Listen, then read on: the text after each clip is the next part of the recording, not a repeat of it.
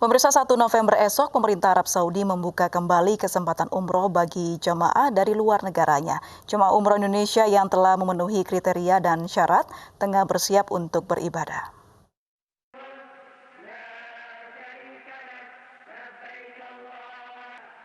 Mulai 1 November esok, jemaah umroh Indonesia akan bertolak ke Arab Saudi untuk menjalankan ibadah umroh setelah sempat adanya pembatasan selama pandemi COVID-19.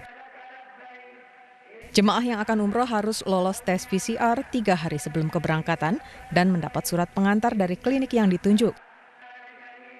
Sejumlah protokol kesehatan selama di Tanah Suci pun harus diterapkan oleh para jemaah. Dan kabar gembira bagi seluruh umat muslim Indonesia, insya Allah Indonesia akan mendapatkan kesempatan pertama pada tahap ketiga ini atau besok tanggal 1 November untuk berangkat melaksanakan ibadah umroh ke Tanah Suci. Insya Allah besok rombongan pertama Ampuri akan mulai berangkat menuju ke Tanah Suci. Keberangkatan umroh di masa pandemi ini tentu diikuti dengan beberapa protokol yang sangat ketat. Di antaranya adalah pembatasan usia antara 18 dan 50 tahun. Kemudian akan ada karantina di Saudi Arabia 3 hari semenjak kedatangan. Kemudian jumlah kapasitas akupansi per kamar juga hanya 2 orang. Penggunaan bus hanya 50% dari kapasitas. Menurut data dari Kementerian Agama, saat ini terdapat 59.757 jemaah umroh Indonesia yang telah mendapat nomor registrasi, namun tertunda keberangkatan akibat kebijakan penanganan corona di Arab Saudi. Dari jumlah itu, sebanyak 44% dinyatakan telah memenuhi syarat untuk berangkat ke Tanah Suci. Jemaah yang keberangkatannya tertunda akan diprioritaskan. Tim Liputan iNews melaporkan. Beribadah umroh saat pandemi apakah akan berdampak pada biaya? Apa saja yang dilakukan jemaah selama di Tanah Suci? Kami hadirkan cuplikan dialog bersama Kepala Bidang Umroh Ampuri, Zaki Zakaria, dan Konsul Haji dan Umroh KJRI Jeddah, Endang Jumali dalam program Ayu Sore. Alhamdulillah kita secara resmi sudah mulai dibuka umroh untuk tahap ketiga 1 November. Dan visa umroh sudah bisa mulai diterbitkan mulai dari malam Jumat, jadi kemarin malam. Itu tandanya artinya bahwa Indonesia sudah termasuk negara yang diperbolehkan untuk melaksanakan umroh. Berkenaan dengan biaya, sudah pasti biaya memang tidak bisa dihindari akan ada kenaikan. Karena penerapan protokol kesehatan dan berbagai pelayanan akibat dampak dari pandemi COVID-19. Mengenai biaya, kita perlu mencermati ada dari 3 faktor. Yang pertama adalah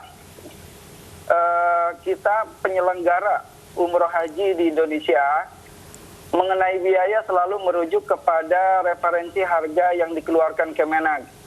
Kemenag sendiri sudah mengeluarkan statement 2 kali mengenai potensi kenaikan umroh di masa pandemi ini. Yang pertama adalah di awal Juli ketika kenaikan PPN 15 di Arab Saudi. Yang kedua di akhir September ketika pemerintah Arab Saudi mengumumkan 4 tahap dibukanya umroh. Jadi Kemenag sudah menyampaikan ke masyarakat melalui media massa bahwa potensi umroh ini akan naik. Yang kedua dalam RKMA, rancangan keputusan Menteri Agama yang dibahas Kemenag dengan kementerian lain, Kemenhub, Kemenkes, Kemenlu, BNPT dan lain-lain. Di situ ada pasal 9 bab 10 ayat 2 yang menyatakan bahwa biaya pelayanan umroh bisa ditambahkan diakibatkan protokol kesehatan dan pelayanan akibat pandemi. Penambahannya sampai berapa persen, Pak Zaki? Penambahannya berapa persen sampai sekarang? Kemenag secara spesifik belum mengeluarkan harga referensi. Okay. Cuma dari akibat protokol kesehatan dan pandemi ini memang banyak komponen yang naik dan rata-rata harga paket naik itu kalau di Indonesia itu 5-7 juta untuk sementara ini. Tapi insya Allah yang namanya harga insya Allah akan mengikuti teori ekonomi supply and itu biaya yang cukup signifikan. Yang kedua adalah proses karantina di Arab Saudi. Yang ketiga adalah di mana bis yang biasanya diisi 50 orang, 48 sampai 50 orang hanya boleh diisi 20 orang. Nah, ini juga pasti akan menambah biaya bis. Hotel yang harga normalnya diisi 4 orang, sekarang hanya diisi 2 orang saja. Nah, ada juga faktor lainnya, diantaranya adalah tour guide. Sekarang mesti ada tour guide dari warga Saudi. Yang sebelumnya tour guide warga Saudi juga tidak ada. Yang kemudian juga pesawat ini tidak boleh diisi full. Edaran Kementerian Haji dan Umroh nomor 420308016 tertanggal 8 bulan 3 1442 itu ada 3 komponen, 3 kelompok besar. Yang pertama adalah yang berkaitan dengan protokolat istiqaqatul umroh atau protokol kesehatan, kemudian juga layanan paket, dan yang ketiga adalah kewajiban dan tanggung jawab dari PTU atau travel. Nah, apa saja yang boleh dan tidak boleh, tentu tadi sudah diutarakan di awal bahwa ketika berkaitan dengan protokol kesehatan, ya salah satunya adalah jemaah harus mengikuti karantina 3 hari di hotel ya, yang sudah disediakan sejak awal oleh travelnya. Kemudian juga tentu tidak boleh keluar selama masa karantina tersebut. Ini tercantum di dalam poin nomor 3 dari protokolat istiqaqatul umroh. Lalu juga tentu mengikuti standar protokol kesehatan ya, memakai masker, kemudian juga cuci tangan. Lalu tadi bahwa pelaksanaan umroh di masa pandemi ini sangat ketat, dan kedisiplinan tentunya dari para jemaah, karena tentu tidak sebebas sebelum daripada masa pandemi.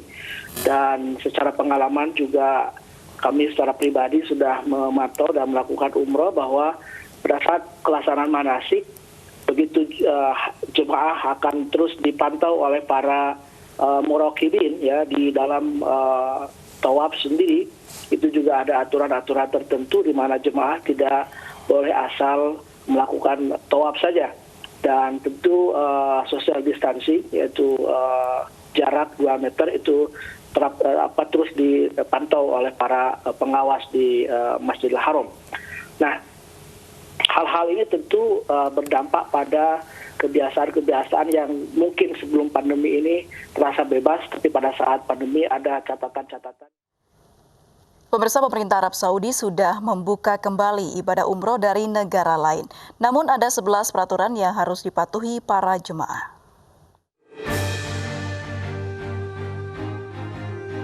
Virus corona melumpuhkan aktivitas keagamaan terbesar di dunia yang terpusat di Tanah Suci Mekah dan Madinah, Arab Saudi. Sebagai tempat 2 tanah suci berada, pemerintah Kerajaan Arab Saudi bertanggung jawab atas keselamatan dan keamanan jemaah umroh maupun haji. April lalu, pemerintah Arab Saudi pun menerapkan karantina wilayah atau lockdown di 2 kota suci, Mekah dan Madinah, untuk menekan persebaran virus corona.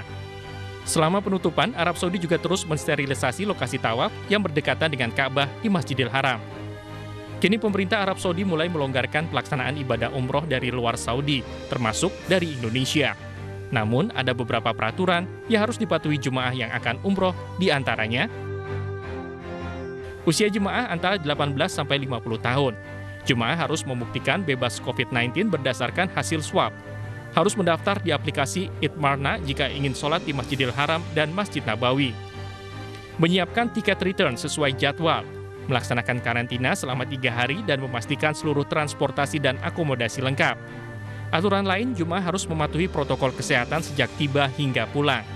Penyelenggara umroh wajib memberi data valid. Setiap grup jemaah maksimal terdiri dari 50 orang dan wajib memiliki pendamping. Dan penyelenggara Saudi bertanggung jawab penuh atas pelayanan jemaah. Tim Liputan iNews melaporkan.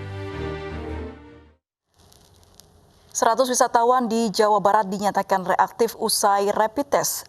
iNews Malam kembali sesaat lagi.